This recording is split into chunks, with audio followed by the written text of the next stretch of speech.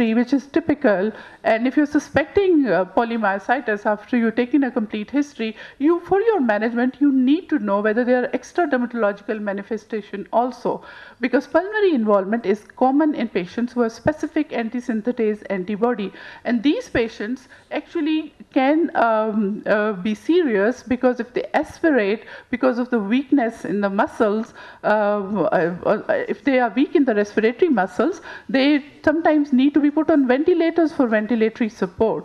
And if they are weak in the pharyngeal muscles, they can aspirate and they can cause pneumonia.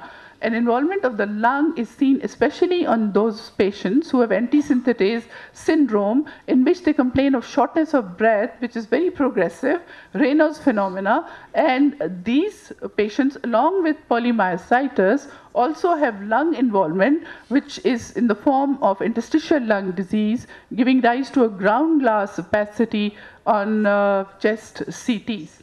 And patients, if diagnosed early, can be treated. Cardiac manifestations, it's very rare to have a cardiac myopathy, but arrhythmias are common, and but we will have a CPK MB which may be raised. And malignancy, we'll talk about that in a minute. This is very important. I think we don't do that routinely, but there are certain set patterns which are myositis-specific autoantibodies. And this anti-Jo1, बहुत लोग मैंने देखा lab से anti-Jo1 order करते हैं, तो anti-Jo1 जो है उसकी sensitivity तो इतनी ज़्यादा नहीं है, but it's highly specific. So when it comes back positive, you probably may be dealing with a very sick polymyositis patient, because he's the one who's more likely to develop the lung disease. And one has to keep a track of his respiratory symptoms and respiratory system. Similarly, anti-SRP and anti-M1, which is good, because this is responsive to treatment, while this is not. This is not done routinely, but one should know them. Now, what are the CPK? What are the muscle enzymes? Ab question ka time yaad rahega, so everybody should listen to this one quickly. So CPK is highly specific, except for that you have to make sure that patients haven't had a vigorous exercise, or people forget to tell you that they had an intramuscular shot that morning when they went for their CK. Although endolase gets more elevated with an intramuscular shot, but CPK does too. But there are 5 to 10% of the patients whose CPK may be totally normal while they have polymyositis, and this is especially true of inclusion body myositis. Aldolase, yes. ALT could be elevated, and does an elevated serum CPK MB band indicate myocardial infarction? So sometimes when CPKs are in thousands and the lab calls you and they say that your patient has a CPK MB which is threefold the upper limit of the normal.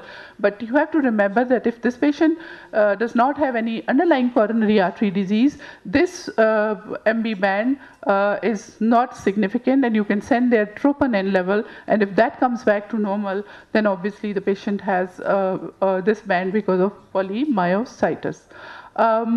Muscle biopsy is the gold standard. लेकिन आपने कई दफ़ा देखा होगा कि आपके patient आया है, and the patient gives you a characteristic history. You examine the patient, he's weak proximally, and then then there is a muscle biopsy report which is totally normal.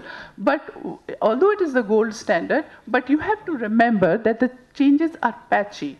So you might miss the site, and you might have chosen the wrong muscle, because sometimes muscles which are degenerate or weak, they are replaced by by fat and fibrous tissue, and you might miss on the typical changes. And in this situation, an MRI and EMG can help you. And it's a very non-invasive test, especially in children. बच्चों में आप EMGs नहीं कर सकते, so they move around and it's very painful. So you can assess them by doing an MRI. And large areas of muscle you can visualize. It also helps in documenting myositis in patients who have normal enzymes. Because I told you there are patients who have normal enzymes and sometimes a normal EMG also. And distinguishing these polymyositis from IBM can also be helped by MRI.